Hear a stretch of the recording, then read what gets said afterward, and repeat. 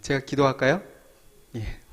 사랑하는 하나님, 이 시간 저희를 예배의 자리에 불러주셔서 감사합니다. 저희의 시간과 저희의 마음과 또 저희 모든 것을 떼어 구별하여 하나님께 드려진 이 시간 가운데 각 사람에게 임자하여 주셔서 감사합니다. 계속해서 하나님께서 말씀하시는 것들로 우리 안에 또 우리의 영혼 가운데 심령 가운데 채워지는 시간 될 수 있도록 성령 하나님께서 이 시간 말씀하여 주시옵소서. 예수 그리스도의 이름으로 기도합니다. 우리 하나님의 말씀 한 구절 한 부분 찾아서 볼까요? 고린도전서 말씀인데 1장 1절에서 9절까지의 말씀. 고린도전서 1장 1절에서 9절까지의 말씀인데요. 제가 한 절 여러분이 한 절 이렇게 교독했으면 합니다. 제가 먼저 읽겠습니다. 하나님의 뜻을 따라 그리스도 예수의 사도로 부르심을 받은 바울과 형제 소스데네는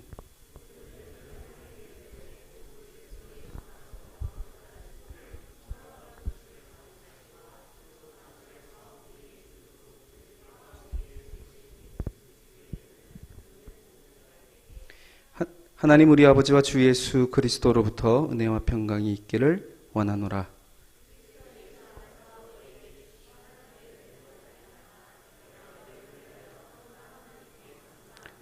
이는 너희가 그 안에서 모든 일 곧 모든 언변과 모든 지식의 풍족함으로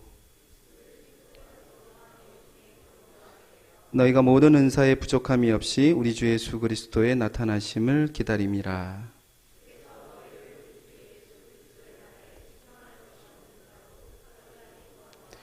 우리 다 같이 읽을까요? 너희를 불러 그의 아들 예수 그리스도 우리 주와 더불어 교제하게 하시는 하나님은 미쁘시도다. 아멘.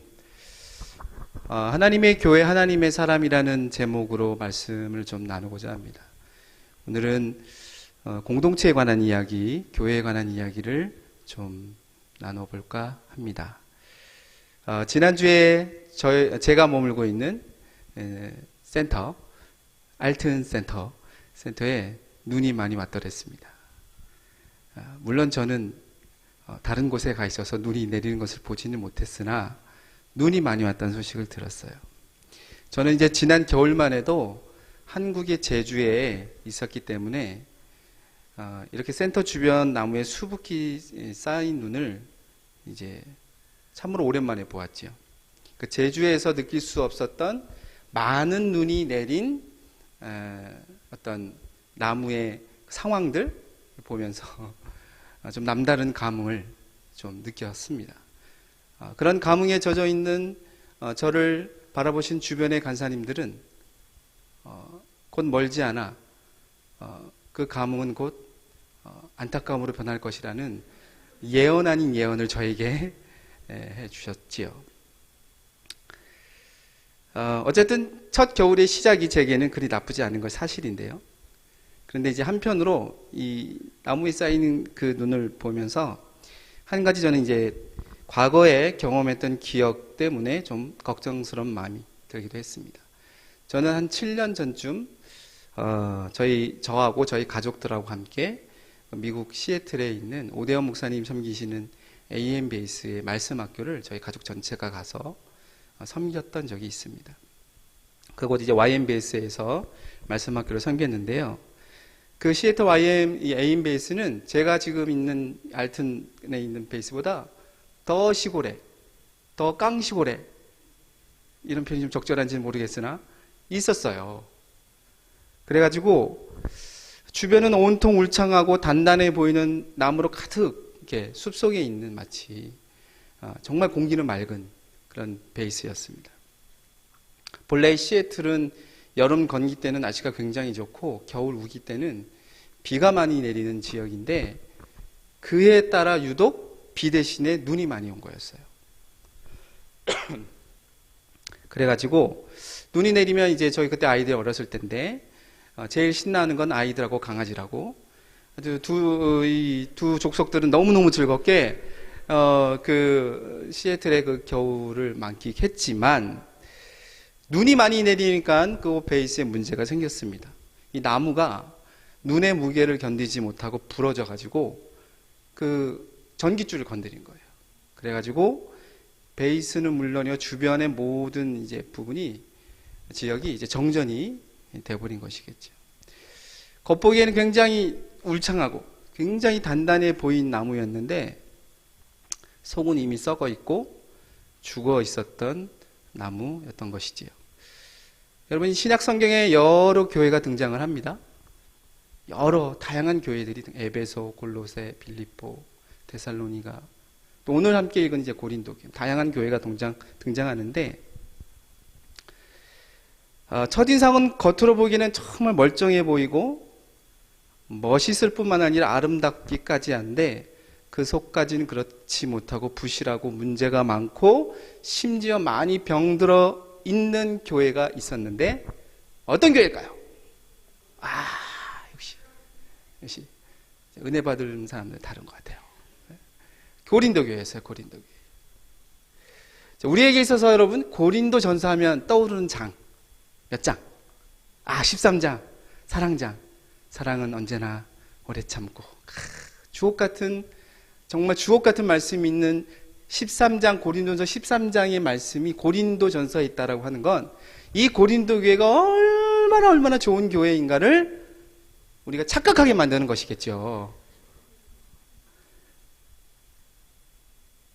고린도전서 13장 고린도전서 이러한 글이 기록되어져 있는 편지라면 정말 아름다운 교회일 것 같은데 실상은 고린도 교회를, 고린도전서를 펴서 몇 구절만 읽어 내려가도 우리가 조금 전에 얘기했던 이야기가 다 부질없는 환상이라는 것을, 잘못된 것이라는 것을 금방 알아챌 수가 있습니다. 겉으로 보기에는 사랑도 많고 부흥한 것 같고 성공한 것 같고 훌륭하고 탁월한 사역자들이 많이 있는 교회, 은사가 많은 교회, 능력이 많이 행해졌던 교회, 그런 교회처럼 보여지지만 조금만 일장을 펴서 조금만 읽어 내려가면 서로를 비난하기 바쁘고 욕하기 바쁘고 나뉘어져 있고 음행하고 다투는 교회가 고린도 교회라는 것을 알 수가 있습니다. 사도 바울은 이런 고린도의 교회를 개척했어요. 2차 전도 여행을 시작해서 아시아를 거쳐서 빌립보를 거쳐서 데살로니가를 거쳐서 지금의 그리스에 있는 고린도에 머물면서 무려 1년 6개월 동안 사역을 하면서 교회를 개척하고 성도들을 양육하고 말씀을 가르쳤지요. 사도 바울이 전도 여행을 한 이런 그 경로를 보면 또 과정들을 보게 되면 한 지역에 그렇게 오래 머물지 않았습니다. 그런데 2차 전도 여행 때 가장 오래 머물렀던 곳이 바로 고린도였다라는 것을 본다면 사도 바울이 고린도에 얼마나 큰 많은 애정과 관심이 있었던가를 알 수가 있지요. 그런 여러 가지 이유가 있을 수 있겠지만 간단히 고린도라는 지역을 좀 살펴보면 지금의 그리스에 있는 한 도시국가였는데 남과 북 그리고 동과 서에 정확히 교통의 교착 지점에 있었던 도시가 바로 고린도였어요. 그러니까 지금의 터키에서 로마로 가기 위해서 이 그리스를 가로질러 가야 되는데 그때 반드시 통과했던 곳이 바로 고린도였고 지금의 그리스가 두 큰 지역으로 나뉘어져 있는데 그 북쪽에서 남쪽으로, 남쪽에서 북쪽으로 가기 위해서 반드시 지나가야 했던 곳이 바로 고린도였습니다. 그러니까 교통의 요충지고 또 무역이 활발했던 곳이었어요. 다른 말로 얘기하면 돈이 어마어마하게 몰렸던 지역이 바로 고린도였어요. 성경시대 당시에 여러 큰 도시들이 많이 등장을 합니다. 에베소도 있고 소아시아 지역인 이쪽 유럽 지역에 그리스의 반도 지역에는 바로 이 고린도가 있었어요. 각 그 대도시마다 특징들이 있었는데 고린도의 중요한 특징 중에 하나는 뭐였냐면 경제가 굉장히 활발했다. 경제적으로 굉장히 부유했던 도시가 바로 고린도였습니다. 그러니까 돈을 벌고 싶으면 이 당시에 어디로 가야 했을까요? 고린도로 가는 것이에요. 그것은 돈을 벌고 싶은 욕망이 가득 잡혀 있는 사람들에게는 기회의 땅이었어요. 거기 가서 잘만 하면 성공할 수 있다라고 하는 환상이 심겨져 있는 땅이 바로 고린도였습니다. 그래서 고린도에서는 어떻게 하면 열심히 장사를 해서 돈을 많이 벌 수 있을까 생각하는 사람도 있었지만, 어떻게 하면 내가 이른바 장사를 잘 해낼 수 있는 비법, 뭐 이런 것들을 속성으로 배워서 내가 부자가 될 수 있을까, 이런 생각도 하는 사람들도 굉장히 많았어요. 또 그런 것들을 또 이렇게 뽑아서 쪽집게처럼 과외해 주는 사람들, 그런 순회하는 철학 교사들 같은 사람들이 많이 몰렸던 지역이 고린도였습니다. 그러다 보니까 사람에 대한 기준, 공동체에 대한 판단의 기준은 그가 갖고 있는 어떤 내면의 모습, 이런 게 아니라 그가 얼마나 빠른 시간에 안에 성공했는가, 돈을 많이 벌었는가가 교회의 사람들에 대한, 공동체에 대한 평가 기준이었던 것이겠죠. 아무래도 고린도 교회는 이 고린도 지역이 있다 보니까 그러한 영향을 좀 받았던 듯해요. 그래서 그러한 영향이 고스란히 교회에 영향을 주게 되면서 고린도 교회는 사도 바울이 그렇게 1년 6개월 동안 최선을 다해서 열심을 다해서 사역을 했음에도 불구하고 사도 바울이 고린도 교회를 떠나고 난 뒤 시간이 얼마 지나지 않았는데 사도 바울에게 들려오는 소식은 굉장히 우울하고 답답하고 가슴 아픈 소식들이었다는 것이겠죠.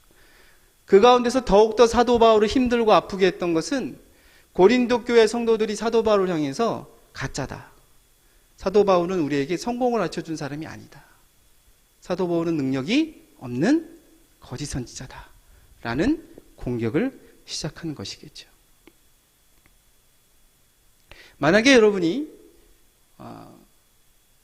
사도 바울과 같은 고린도 교회의 개척 목사님이라면, 그런데 그 개척 목사님이 잠시 자리를 비운 사이에 우리 목사님은 가짜야, 우리 목사님은 능력이 없어, 우리 목사님이 가르쳐준 건 다 뻥이야, 우리에게 아무런 도움이 되지 않아 라는 공격을 받는다면, 그리고 그런 교회의 소식을 듣고 내가 직접 가서 어떻게 할 수는 없어서 편지를 쓴다면 여러분 뭐라고 첫마디를 쓰시겠습니까? 야, 이런 그닥 좋은 말이 안 나올 거예요. 맞지요?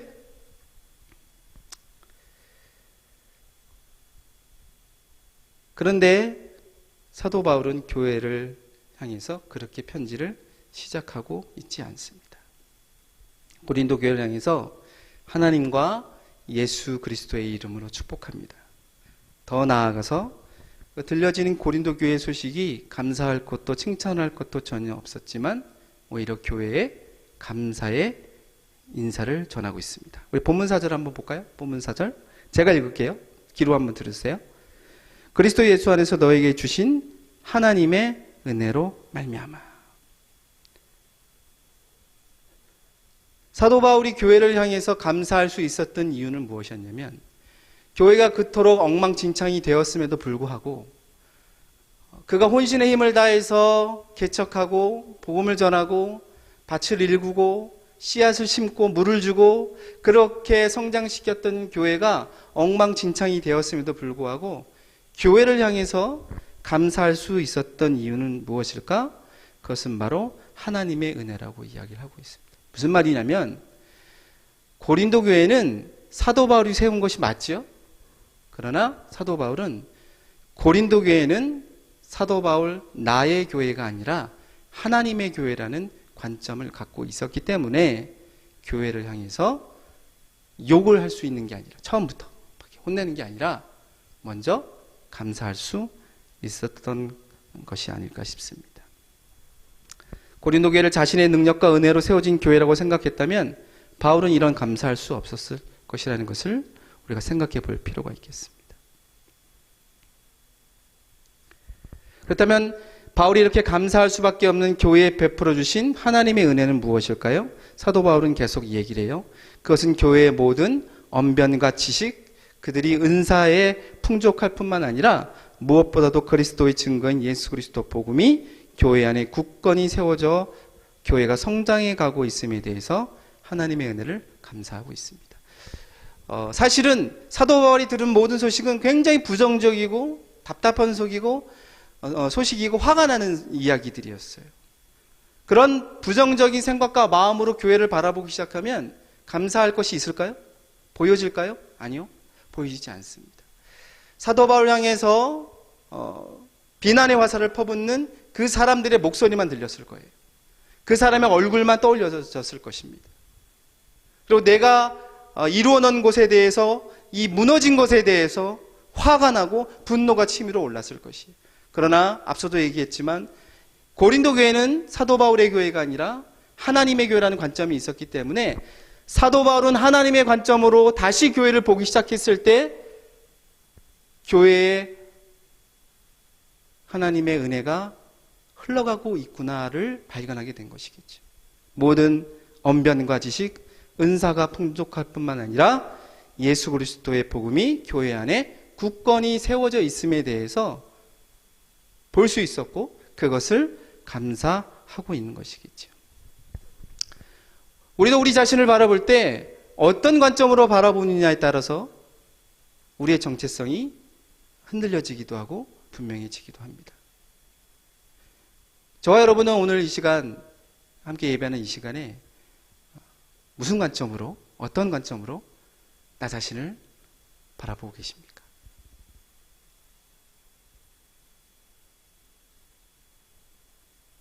속으로 대답하셨죠? 네, 질문했는데. 네. 여러분, 나의 관점으로 이 자리에 앉아서 예배하고 있는 나를 바라본다면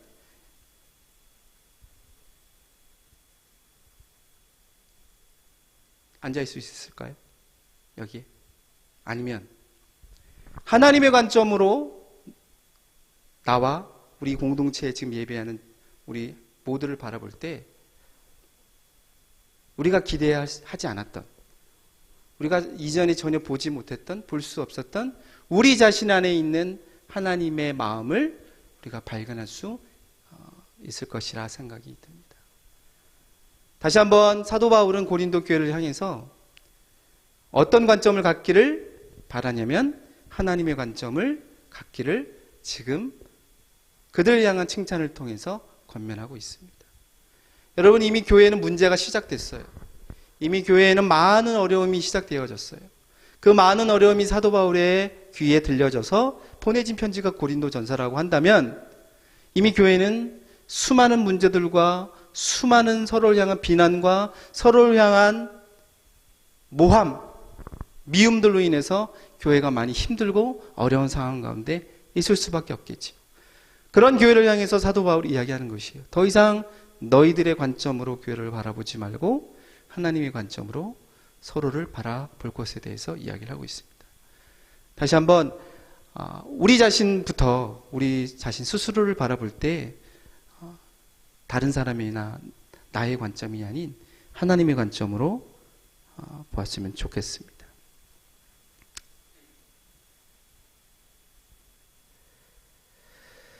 고린도 교회는 이렇게 하나님의 관점으로 교회에 있는 장점들을 칭찬을 합니다. 다른 어떤 교회들보다도 하나님에 대한 지식과 말씀이 풍성한 교회였습니다. 정말 하나님의 말씀이 차고 넘치는 교회였어요. 은사가 풍성한 교회였습니다.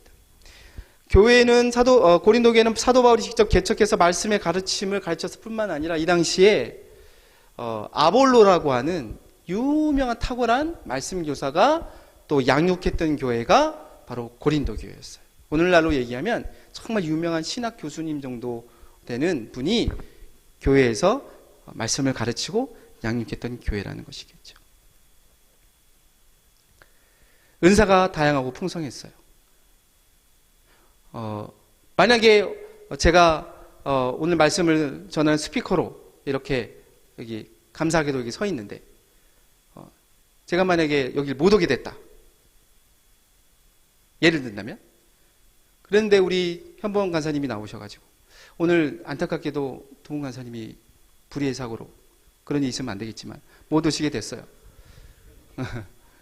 그래서 오늘은 동훈 간사님을 대신해서 우리 강재우 간사님이 나오셔서 말씀을 전해주시겠습니다 해도 아무런 문제 없이 아무런 사전 준비 없이 나오셔서 담대하게 말씀을 증거할 수 있는 그런 은사가 탁월한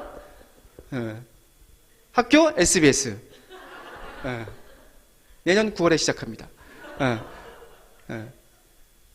어느 누구라도, 교회 어느 누구라도 나와서 말씀을 가르칠 수 있고, 뭐 찬양 인도를 할 수 있고, 어느 누구라도 기도 인도를 할 수 있는 교회, 정말 은사가 탁월했던 교회가 바로 고린도 교회라고 하는 것이겠죠.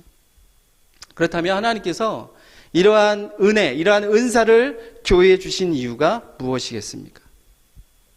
그런 은사와 은혜가 언변의 탁월함이, 지식의 탁월함이 교회 안에 있다라고 사도 바울이 칭찬하고 있지 않습니까?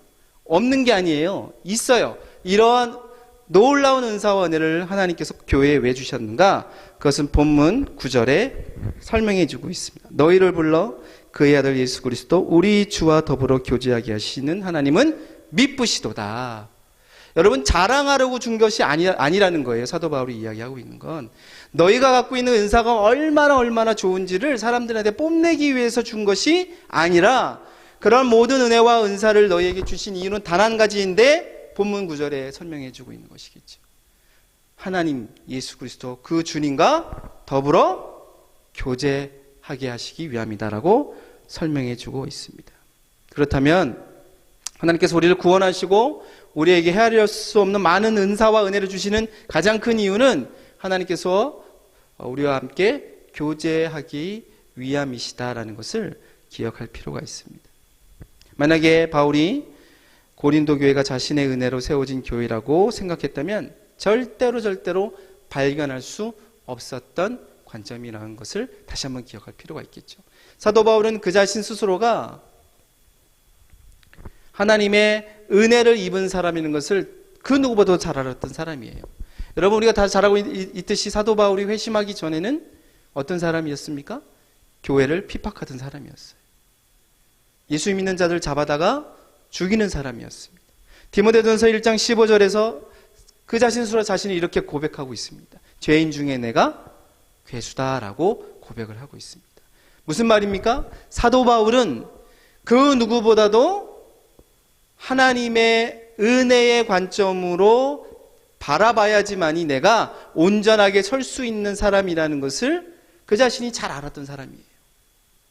왜냐하면 하나님의 은혜의 관점이 아닌 자신의 과거의 관점으로 자신을 바라볼 때, 자신이 그동안 살아왔던 그 삶의 여정의 관점으로 자기 자신을 바라볼 때는 의로울 것이 하나도 없는, 나을 것이 하나도 없는 죄인 중에 괴수였기 때문입니다. 그러나 이젠 더 이상 사도 바울은 자기 자신을 그렇게 바라보지 않을 뿐더러, 자기 자신을 그렇게 이해하지 않을 뿐더러 지금 교회를 향해서도 자신의 관점이 아닌 하나님의 관점으로 이야기를 하고 있습니다. 또 하나, 하나님께서 자신을 보셨던 마음으로 교회를 볼 수 있었던 것 무엇이냐면, 하나님께서 바울을 바라보신 그 관점, 바꿔 말하면 바울이 가질 수 있었던, 하나님이 바울을 바라봐 주셨던 관점, 그 마음은 도대체 무엇이었을까? 고린도전서 4장 15절에 아마도 하나님이 사도 바울을 바라보셨던 관점에 대한 해답이 있지 않나 싶습니다. 4장 15절입니다. 제가 읽어드릴 테니까 귀로 한번 들으시면 좋겠습니다. 그리스도 안에서 일만 스승이 있으되 아버지는 많지 아니하니 그리스도 예수 안에서 내가 복음으로써 너희를 낳았음이라. 바울이 가진 하나님의 관점과 마음은 바로 교사, 가르치는 자, 그냥 가르치기만 하는 자의 관점이 아니라, 선생의 관점이 아니라 아버지의 관점, 아버지의 마음이라는 것을 알 수가 있습니다. 바울은 고린도전서를 통해서 고린도 교회가 걷고 있는 잘못된 길에 대해서, 돌이킬 것에 대해서, 그 여러 문제들로 인한 교회 위기가 찾아옴으로 인해서 이 문제를 어떻게 극복해 하고 변화되어야 할 것인가에 대해서 이야기를 하고 있죠. 우리가 전부 그런 것은 아니지만 스승은 제자가 잘못된 길을 걸을 때 잘못된 그 잘못을 지적하고, 제자가 위기에 봉착했을 때 위기를 벗어날 수 있는 방법을 이제 가르쳐주고 안내해주는 사람이라고 할 수가 있지요. 그렇다면 아버지는 어떤 사람입니까? 자녀가 잘못된 길을 걸을 때 그 길에서 돌이킬 때까지 함께 그 길을 걸어가고 그 결과까지도 함께 책임지는 사람이 바로 아버지, 아비인 것이겠죠.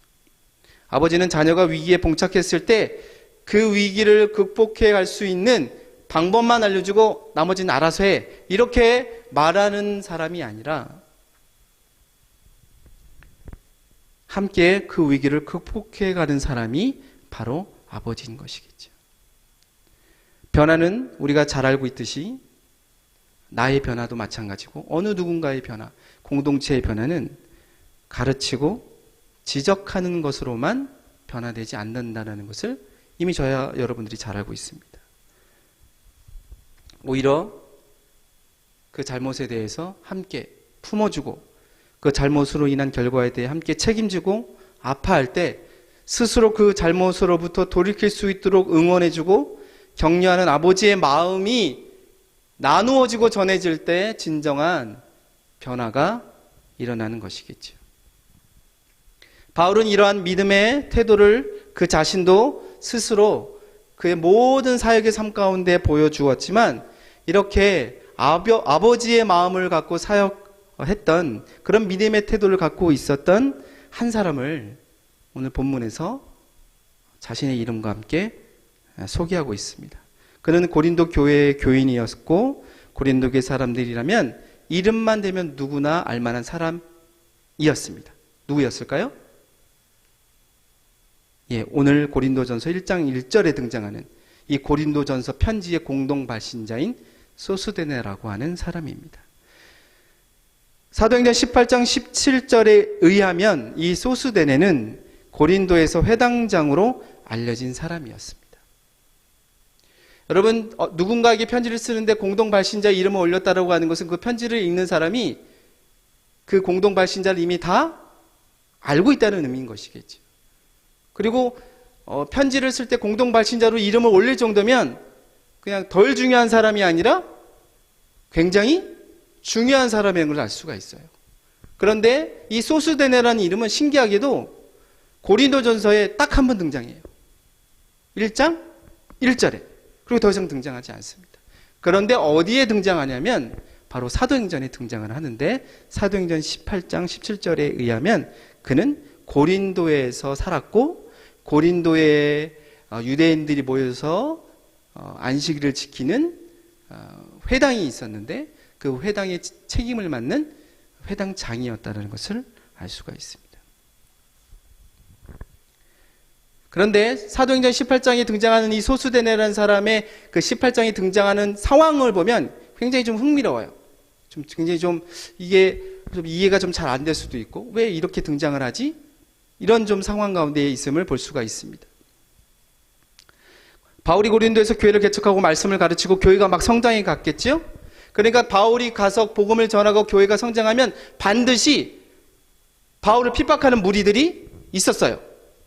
여러 무리들 가운데 대표적으로 유대인들이 그렇게 유대교를 믿는 유대인들이 사도 바울을 핍박을 했습니다.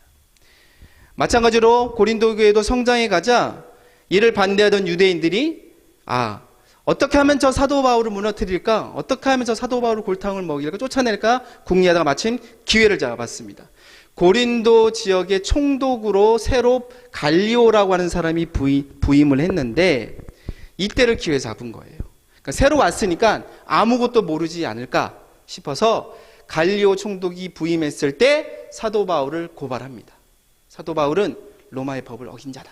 이렇게 로마법에 걸어서 사도 바울을 고발을 하게 됩니다. 그런데 갈리오가 유대인들의 고발을 잘 듣고 판결을 하는데 이건 유대인들 간의 관습의 문제이지 종교의 문제이지 로마법과는 전혀 관계없는 거다. 바울 무죄 선고를 내려요. 이 무죄 선고를 들은 유대인들이 미치기 시작했습니다. 미쳐 날뛰기 시작했어요. 막 화를 내고 성질을 부리고 그래가지고 법정 밖에 있는 한 사람을 잡아서 때렸는데 그때 두들겨 맞은 사람이 누구냐면 바로 소스데네예요.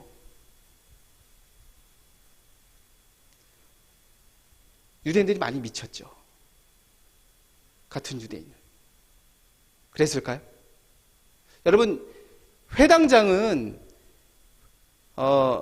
유대인들이 그 회당에서 안식일 예배 드리는 건 굉장히 독특했는데, 이미 알고 계시는 분들도 계시겠지만, 오늘날처럼 이 예배 드리는 것처럼 예배인 이렇게 설교자가 따로 있고 뭐 이런 게 아니었어요. 예. 목사님이 처음부터 끝까지 전부 다 이렇게 인도하는 게 아니라 회당장이 시작과 뭐 이런 것만 하고 말씀을 전하고 하는 것들은 유대인들이 다 같이 동참을 했거든요. 그러다 보니까 유대 회당장이 그 안식일 주간에 읽어야 될 두루마리 성경의 일정 본문을 읽고 회중들을 향해서 이렇게 제안을 해요. 오늘 이 읽은 이 두루마리의 말씀을 읽으신 분들 가운데, 들으신 분들 가운데 이 율법의 말씀을 해석해 주실 분이 계십니까? 그러면 나와서 해석해 주세요 라고 합니다. 그러면 아무나 나와서 말씀을 대한 자기의 이해를 나누는 것이겠죠. 그래서 이러한 그 말씀 전할 기회의 혜택을 많이 본 대표적인 성경의 두 분이 계시는데 누굴까요? 예수님하고 사도 바울인 것이겠죠. 궁금하시면 SBS 보세요. 어쨌든 그렇습니다. 그런데 문제는 뭐냐면 앞에 나와서 자기가 그 주간에 읽었던 말씀에 대해서 자기가 이해를 나누는데 틀린 말을 할 수도 있지 않습니까? 율법과 전혀 관계없는 우리가 지금 본문을 읽었는데 우리 현봉 간사님이 자 오늘 말씀 본문을 가지고 설교하실 분 근데 갑자기 신천지가 와가지고 이렇게 얘기해버리면 안 되지 않습니까? 그러니까 저 말하는 사람이 오늘 읽은 말씀에 대한 해석을 제대로 하고 있는가 제대로 나누고 있는가에 대한 판단을 누가 할까요? 회당장이 합니다. 그러니까 무슨 말이냐면 회당장은 율법에 대한 이해함이 굉장히 분명하고 많은 사람이라는 것이에요. 그리고 또 회당장이라고 하는 건 유대인들 공동체의 대표격이에요. 사회적으로 명망이 있고 어떤 도덕적으로 흠결이 없어야지만이 될 수 있는 자리가 바로 회당장이었어요. 그러니까 유대인들이 다 공동체에서는 다 알만한 사람인 것이에요. 존경을 받는 사람이에요. 그런데 누구나 다 알만한 사람이고 다 존경받는 그 소수대네를 지금 누가 때리고 있습니까? 유대인들이 때리고 있어요. 왜 때렸습니까? 갈리오가 사도 바울을 유대인들의 고발에 대해서 무죄 판결을 내린 거에 대해서 너희들 이건 유대인들 간의 종교의 문제니까 알아서 해라 라고 그렇게 판결을 내리니까 화가 나서 그냥 길 가다 너무 화가 나니까 아무나 붙잡고 때린 거예요? 그건 아니겠죠. 그렇다면 이 상황을 통해서 우리가 유추해 볼 수 있는 건 뭘까요? 소수대나가 뭔가 유대인들에게 매맞을 짓을 한 것이죠. 짓. 아니죠. 행동을 한 것이겠죠. 무슨 행동을 했을까요? 무슨 행동? 도대체 무슨 행동을 했기에 유대인들에게 이렇게 매를 맞았을까요? 성경에 나와 있진 않지만 제가 생각해 보건대 사도 바울을 유대인들이 고발했다는 이야기를 아마 들었겠지요. 소수대네도. 그리고 그대로 두었다가는 사도 바울이 큰 해를 입을 거라는 것도 알고 있었겠지요. 유대인들이 그렇게 한다라는 것을 이미 짐작했으니까. 그래서 어디에 왔을 가능성이 클까요? 법정에 왔을 가능성이 컸겠지요. 무엇을 했을까요? 율법을 잘 알고 있는 사람이 소수대네인데 유대인들이 사도 바울을 고발하는 그 고발은 이거는 로마법과 관련된 것이 아니라 유대인들의 종교 율법과 관련된 것입니다. 그리고 율법에 비추어 봤을 때 사도 바울이 전하는 행동과 말은 아무런 문제가 되지 않습니다라고 하는 사도 바울을 향한 적극적인 변론을 하지 않고서야 유대인들이 이 소수대네를 때렸을 가능성이 사실은 적지 않을까라는 것이겠죠.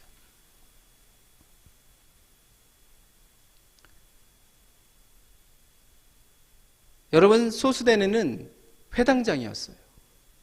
유대인 공동체에서, 사회에서 인정받는 사람이었습니다.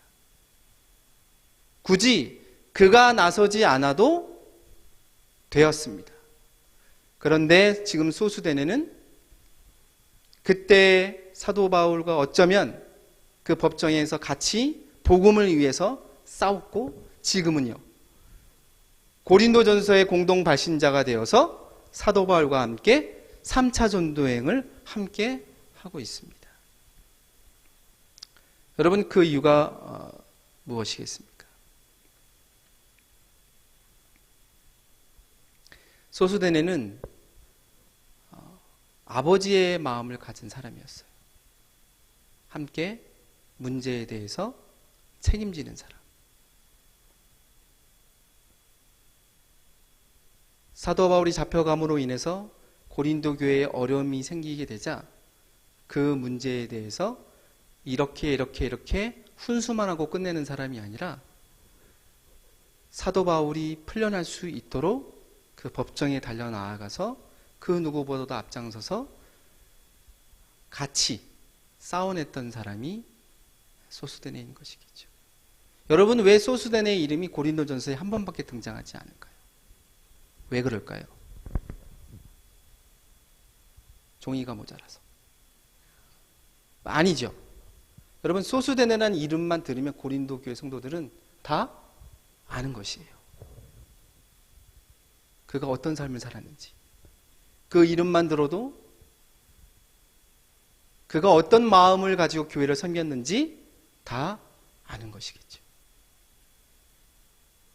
굳이 많은 설명하지 않아도 소수데네라는 이름 하나만으로도 고린도 교회에 산적해 있는 이 문제에 누가 아버지의 마음을 가지고 함께 책임지고 함께 그 길을 걸어갈 수 있는가?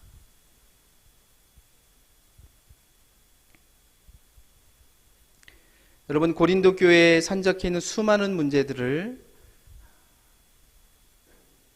교회 공동체에 있는 수많은 문제들을, 또 내가 속해 있는 공동체에 있는 수많은 문제들을 여러분 누가 해결할 수 있겠습니까? 옆 동네 교회가 해결해 주지 않죠. 우리 공동체의 문제는 우리 공동체가 함께 풀어가야 하는 것이겠죠. 그렇다면 그 문제를 해결하기 위해서 꼭 있어야만 하는 사람은 어떤 사람이겠습니까? 말씀에 관한 지식과 지혜가 많은 사람이겠습니까? 아니면 물질이 많은 사람, 재정적으로 여유가 있는 사람, 아니면 다른 사람이 갖고 있지 않은 특별한 은사를 갖고 있는 사람이, 그런 사람만이 문제를 해결할 수 있는 것인가? 물론 필요하겠지요. 그런데 그러한 일만 스승과도 같은 존재들은 고린도 교회에 차고 넘쳤어요. 그냥 아무나 나와서 설교할 수 있는 거예요. 아무나 나와서 찬양 인도할 수 있고, 아무나 나와서 기도 인도할 수 있고, 그냥 누구라도 그냥 헌금하면 재정적으로 어려운 문제가 그냥 해결되는 거예요. 그런 능력 있는 교회가 사실은 고린도 교회였어요. 그렇다 문제가 해결이 된 것일까요? 정말로요? 아니죠. 오히려 고린도 교회는 더 큰 문제 속으로 빠져들어갔습니다. 그런 사람이 없어서가 아니었어요. 그런 일만 스승이 없어서가 아니라 정말 고린도 교회에 필요한 사람은 누구였냐면 아버지였어요. 아버지. 같이 울어주는 사람, 같이 책임지는 사람, 그 결과에 대해서 같이 서 있어주는 사람이 고린도 교회에 필요했던 것이겠죠.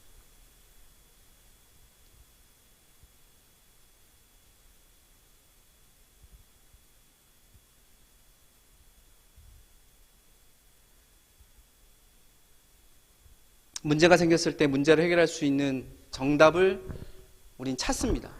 그리고 그 정답을 말해줄 수 있는 사람 참 많아요.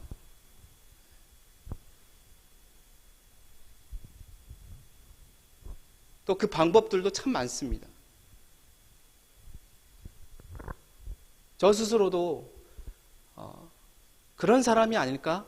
나는 말씀을 연구하고 가르치는 학교에 있는 나는 그런 사람은 아닐까? 라는 생각을 요즘 참 많이 하게 됩니다. 그런데 책임지고 싶지 않을 때가 있는 것이에요. 그냥 나는 도망치고 싶은 것이죠. 그냥 방법만 이야기하고 난 최선을 다했어. 이렇게 끝내고 싶은 것이에요.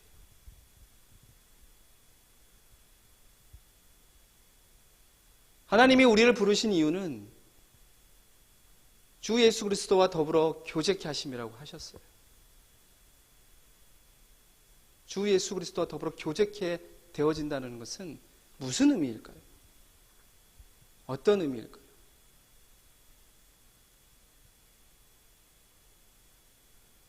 주님의 마음을 우리가 어떻게 가져야만 할까요? 우리가 주님과 교제한다는 것은 주님을 안다는 것인데, 그 주님을 안다는 것은 그 주님의 성품과 마음을 우리가 배워간다는 것인데, 저와 여러분들이 정말 주님의 마음을 배워가고 알아간다고 하는 것은, 교제한다라고 하는 것은 무엇일까요?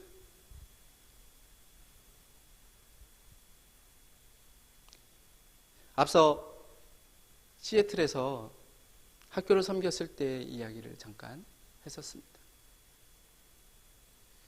눈이 많이 왔다라고 했지요. 그러니까 어느 날이었어요. 그날도 눈이 굉장히 많이 내렸어요. 주일이었는데 이제 주일 예배를 드리기 위해서 그 베이스 산 중턱에 있는 베이스에서 내려와 이제 교회를 예배 드리고 돌아오는 길이었습니다. 내려간 그때부터 이제 눈이 차고 조금씩 내리기 시작하더니 돌아올 때쯤은 이제 꽤 많이 눈이 쌓여서 길이 상당히 미끄러웠습니다. 그런데 이제 베이스로 올라가는 길이 이제 언덕길이었는데 언덕길에 올라가는 그 과정에 차가 미끄러져서 그만 한 10명 넘는 사람이 타고 있는 밴이 미끄러져서 이제 언덕길 옆에 그 길 옆 언덕에 이제 충돌해서 차가 이렇게 옆으로 전복되는 사고를 경험을 했습니다. 어쨌든 우여곡절 끝에 엄청나게 쌓여가는 눈길을 헤치고 또 도움을 받고 해서 베이스에 잘 도착을 했지요. 그날 밤을 보내고 다음 날이 되었습니다. 차 안에는 간사님들, 학생들 타고 있었고 그 가운데는 이제 임산부도 있었고 어린 아이들도 있었어요. 갑작스러운 사고 때문에 모두 당황스럽고 큰 사고는 아니었지만 그 충돌 때 충격으로 다들 몸과 마음이 편치 않았습니다. 마침 그때 또 정전이 된 것이에요. 히팅도 안 되고 불도 들어오지 않고 음식을 해먹을 수 없는 그런 상황이었습니다. 그러니까 저녁이 되니까 그래도 밥은 해먹어야 하겠기에 랜턴에 의지해서 이제 밥을 했습니다.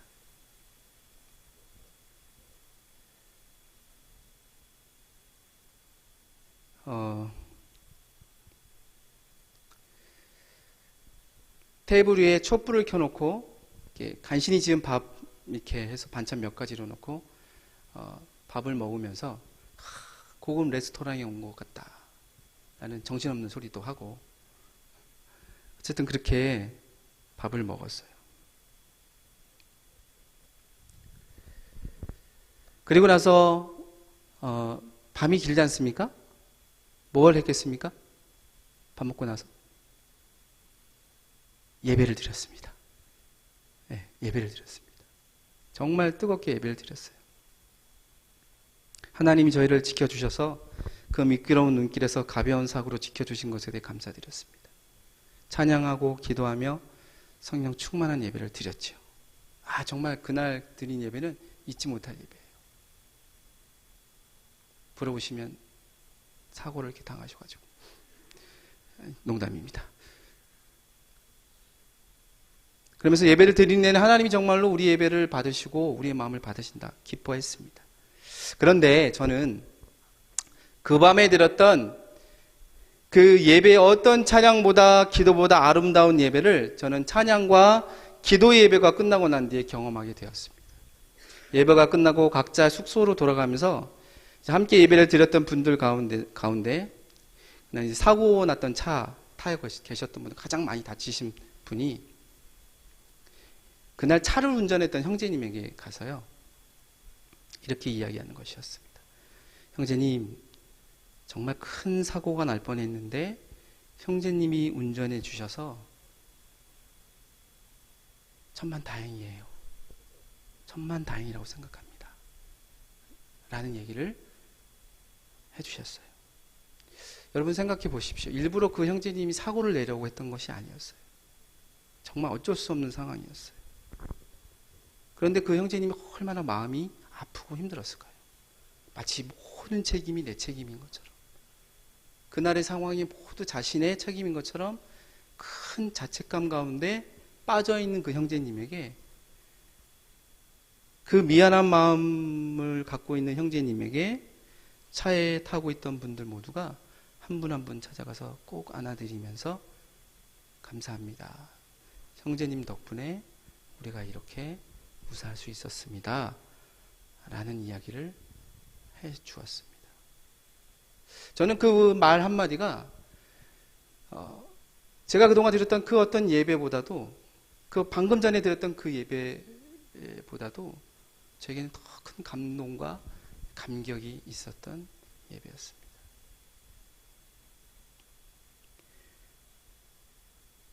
저는 그때 그 자리에 함께 했던 모든 분들이 다 소스대네처럼 보였어요. 지금의 문제에 함께 책임지려는 사람들. 너의 책임이 아니라 우리의 책임이다 라고 말하며 함께 아버지의 마음을 갖기를 원하는 모습들.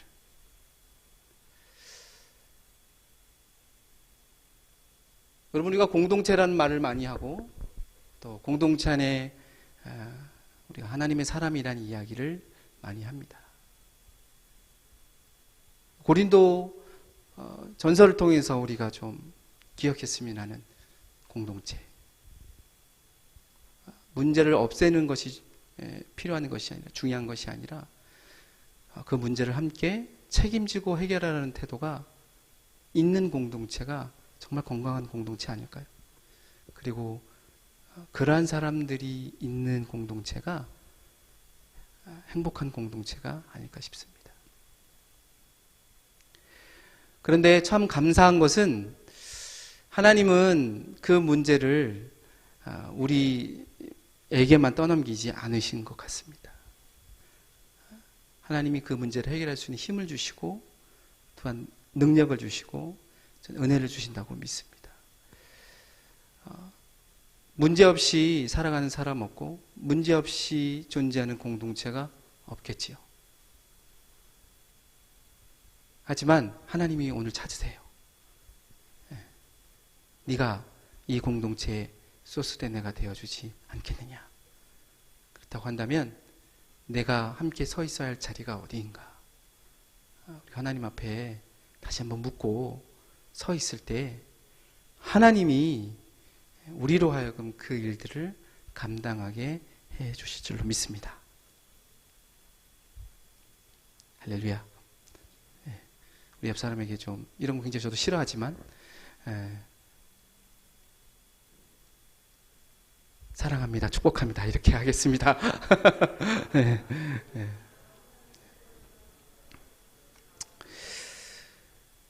예, 우리 함께 짧게 좀 같이 좀 기도하고 마무리할까요? 오늘 예배를 시작하며 우리 현몽 간사님이 목자 잃은 양처럼 흩어져 있는 이 토론토의 잃어버린 영혼들에 대한 마음들을 나누어 주셨습니다.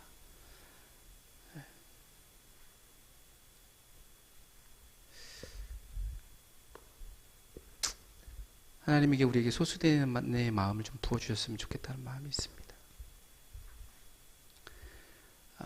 지금 당장 우리가 뭘 할 수는 없다 할지라도 우리가 좀 그 마음을 좀 샀으면 좋겠어요. 그 마음을, 그 한 영혼을 향해서 하나님의 마음으로 책임질 수 있는, 책임지고자 하는 그런 마음을 우리에게 주시기를 우리가 함께 좀 기도하면 어떨까 싶습니다. 그래서 하나님, 제가 이 땅에 있는 수많은 영혼들을 다 책임질 수는 없지만 그러나 몇 명을 책임지는 이런 문제가 아니라